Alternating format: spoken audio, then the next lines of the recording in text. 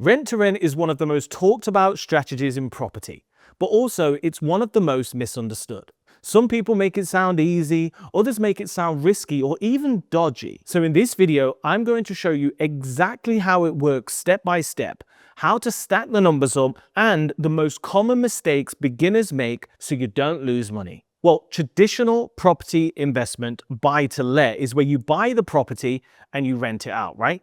So let's say there's a property, it's worth £300,000 and it makes £1,000 per month profit. Well, the challenge is you've got a 25% deposit because you've got to buy it. You've got the stamp duty, you've got the legals and any setup fees as well. And before you know it, you're actually £100,000 in. So most of you watching this, you might not be able to do that. Or even if you can you do it 5 times or 10 times to realistically replace your income? Well, with rent to rent, we're not buying the property, right? So it's the same property. It's still worth £300,000. It's still generating £1,000 a month income. Yet because we're not buying it, there's no deposit, no stamp duty, maybe just a small setup investment for a lick of paint and to furnish the property so we can rent it for that premium. So let's just say in this example, your total investment might just be £5,000. So what exactly is rent to rent? Well, it's a way of quickly controlling property without owning it. And the beautiful thing is it means no mortgages, no deposit, no credit history required, no stamp duty, and no long purchase process. And for me, I scaled my business during COVID. So it is recession proof and it's a scalable business because like I said, if you need £100,000 to buy one buy to let, that's not very scalable. Here, I see people doing 10, 20, 30, £50,000 per month. In fact, Eduardo and Antonio are actually doing £100,000 per month doing exactly this. Now, I know what you're thinking, okay? It sounds too good to be true. So let's talk about the risks. Well, look, there's 2 main risks of rent to rent. The first one is you do this illegally, you want to be financially free, and you end up locked up. Not literally, but if you don't do this correctly with the right contracts and agreements and compliance, you could be illegal subletting. And we want to avoid that. Okay, so it's really important that all the contracts and the compliance are sorted. And the second big risk is that what happens if you take on this property for 5 years and then for whatever reason it's not working and you are on the hook for the monthly rent. We don't want that. And if you want to learn how to do rent to rent correctly, go ahead, download the Rent to Rent Business Setup Checklist, which I'll post below. Now, here's where a lot of people don't fully understand the concept because they think, okay, well, if the rent's £1,000 and I can secure it from the landlord for £800, then that's £200 profit because I could re-rent it for £1,000. No, we don't want to do that because one empty month wipes out a year's profit. So the key thing is we need to use one of the next 3 strategies to significantly increase the rent and the margin. And this is where a lot of people get it wrong. And if you do this, this is going to supercharge your profits. So strategy 1 is serviced accommodation. So let's say you find a great property, you guarantee the landlord £1,000 per month, but you put it on Airbnb where you can charge £120 per night. This means all of a sudden you've over 3x the potential income to £3,600. After you've hit the expenses, you can make a massive £1,800, and that is just off one deal. Now, obviously, it's not always going to be 100% occupancy, but the average in my SSO community is 80%. And that's where the average of £1,000 per month per property comes from. And quick thing to understand here, the first rule of investment is, of course, don't lose money. So even if we only have a 50% occupancy, we're still breaking even, which is key.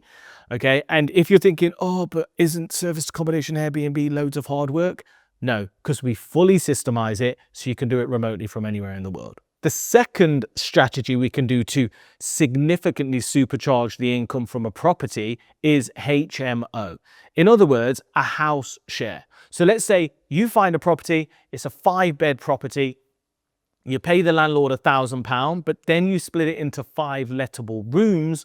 All of a sudden, you can significantly increase the income to closer to £3,000, thus giving you that profit. And the final option is supported living. So imagine this. You rent the property from a landlord for £1,000. You then just lease it to the council for £2,000. And the difference between those two figures is all profit. You're completely hands off. So the question I always love to ask is this, all right? If you had the choice of one buy to let, you put all your money into one property that you own, but was just making you £1,000 a month, probably not that if it's buy to let, versus putting your money into 10 or maybe 20 rent to rents and generating 20 grand a month, which one would you choose? Now, look, I'm not against buy-to-let. In fact, I love buy-to-let if it's long-term wealth you're looking for. If you're happy to wait 10, 20, 30 years, great. Because let's face it, if you buy it for 300 grand, it might be worth 400 or 500 grand in 20 years. Happy days. But if you want to build cash flow now, you can see how rent-to-rent is the king of cash flow. Now, I know what you're thinking. You're like, this sounds good, but why would a landlord give you the property and let you make the upside whilst they don't? Well, let's look at it. So the first reason is guaranteed rent. Landlords want their rent, they want it in full, they want it on time. So when offered guaranteed rent by a company that has a commercial interest, they love that. The second benefit is the long-term agreement. So with the Renters' Rights Act, it is basically a 2-month rolling contract with traditional ASTs. Whereas with rent to rent, we are offering them 3 to 5 years of long-term security. And last but not least, the property care. Whether you're doing service accommodation or HMO or even the supported living, there's going to be a lot more care to the property. Cleaners, maintenance is all dealt with, so the landlord doesn't need to worry about leaking pipes and tenants. They are just good to go. And one thing that always makes me laugh is there's like this common misconception that rent to rent is naughty or you're pulling the wool over the landlord's eyes. But look, think about it. Just do the math. If you can fulfill these 3 key things, landlords will love you. And I have landlords literally throwing their properties at me saying, please, Simon, guarantee my rent. Because rent to rent is a true win-win. Now, if you're getting excited and you want to get started, go ahead, download the Rent to Rent business checklist below, and it will show you exactly what you need to do to get stuck in. Now, how much money do you actually need to do rent to rent? This is another thing where there's huge misconceptions, because some people think rent to rent is this no money down strategy and you don't need a penny. But the truth is, if you can repurpose your lump sum into rent to rent, that's when it's the most powerful. So I've had deals cost a few £100. Literally all I've had to do is buy a fridge, freezer, or, Rachel Jepp, she recently got a deal that was fully set up as Airbnb already. And all we did was buy a new set of sheets for £200. She's now controlling that asset for 5 years. And then I've spent a little bit more, £5,000 to £10,000 on some of the larger properties where I knew it was worth me investing up front for the 5 years and beyond cash flow, because some of these I've held for more than 5 years. Income wise, this basically means, if you think about it, net monthly cash flow £1,000, that's £12,000 per year, and then 60k over 5 years, and that's just one deal. Now, here is the genius, because if you're anything like me, yeah, I wanted cash flow today, but I wanted to build legacy for long-term wealth for my family and my daughter and all that stuff.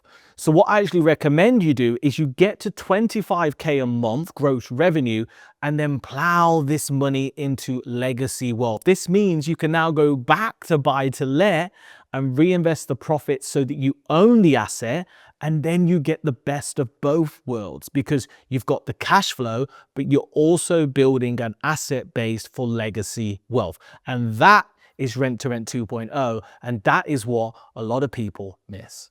And how it worked for me is once I got to 25k per month of cash flow, I started reinvesting that and buying 2 to 3 assets per year. And that really has compounded because then I've been able to refinance that money from those deals and go again and again and again. So how does this look for you? Well, I want you to think of a figure that would replace your income.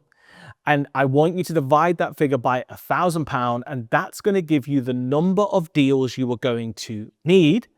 And then with our methodology, Rent to Rent 2.0, we average a deal every 4 to 8 weeks. And that's how I'm seeing people get to 10 plus deals in less than 12 months. So Anne and Jeff, you know, their big figure was £10,000 a month. We got them to 15 deals. They're both retired now and they are rocking and rolling. But you know what? Some people like Alla, she's actually got to 20K plus. She still kept her job because she loves what she does.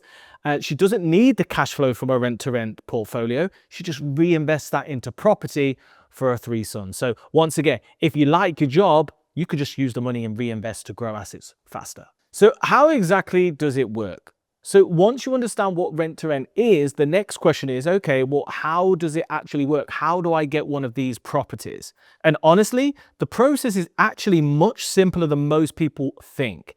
It's not some complicated property mystery. In fact, there's just 4 simple steps. Set up, find the deal, secure the property, and cash flow. That is it. You get yourself ready.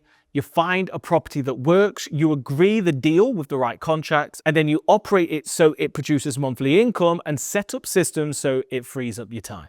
So the first step is setup.